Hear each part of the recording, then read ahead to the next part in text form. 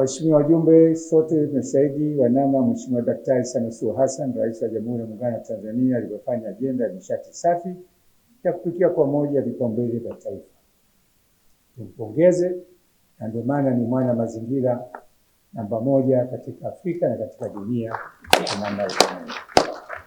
Mtakumbuka tarehe 8 Mei 2024 Mheshimiwa Rais alizindua mkakati wa taifa wa matumizi nishati safi ya kupikia kwa miaka 10, 2024 mpaka 2034. Unalenga kuhakikisha kwa ifikapo mwaka 2034 80% wa Tanzania watumie nishati safi ya kupikia. Mkakati huu unatoa dira na mwongozo wa kitaifa kwa serikali, sekta binafsi, wadau wa maendeleo na wananchi katika kufanikisha mageuzi makubwa ya matumizi nishati nchini. Tutumie uwezo wenu, elimu zenu na umama wenu kuondoa misi. Hii misi bado ipo. Kwa kupikia gesi, chakula sio kitamu. Ukichemsha maji ya kunywa, unaambia maji ya kuchemsha hayana ladha. Leo Ebola inaenea DRC simply sababu ya ignorance. Maiti na mtu anafariki, anahifadhiwa na vyombo vya serikali, wanakuja watu wanaandamana, wanaichukua maiti kwa nguvu. Lazima wakazike wao, wazike wao.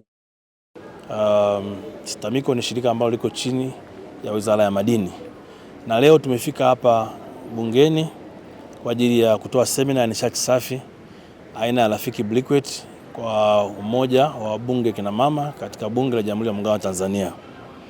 Nishati hii ya Rafiki Briquette ni nishati ambayo ilizinduliwa rasmi kwa maana ya kwanza kutumika mwaka 2022 na makamu wa rais mstaafu aliyestaafu. Lakini asili yake ni mazao yanayopatikana kama byproduct katika mgodi wa Kiwila ambao ni mgodi wa makaa mawe ambao pia ni mgodi wa serikali, lakini unasimamiwa na kuendeshwa na shirika la madini la taifa STAMICO. Katika uzalishaji wa makaa mawe kwenye mgodi wa Kiwila au mgodi wowote wa makaa mawe, lazima utazalisha coal dust ambayo inaitwa vumbi la makaa mawe. Sasa vumbi la makaa mawe ni zao ambalo ni endelevu as long as unaendelea kuzalisha zao la makaa mawe.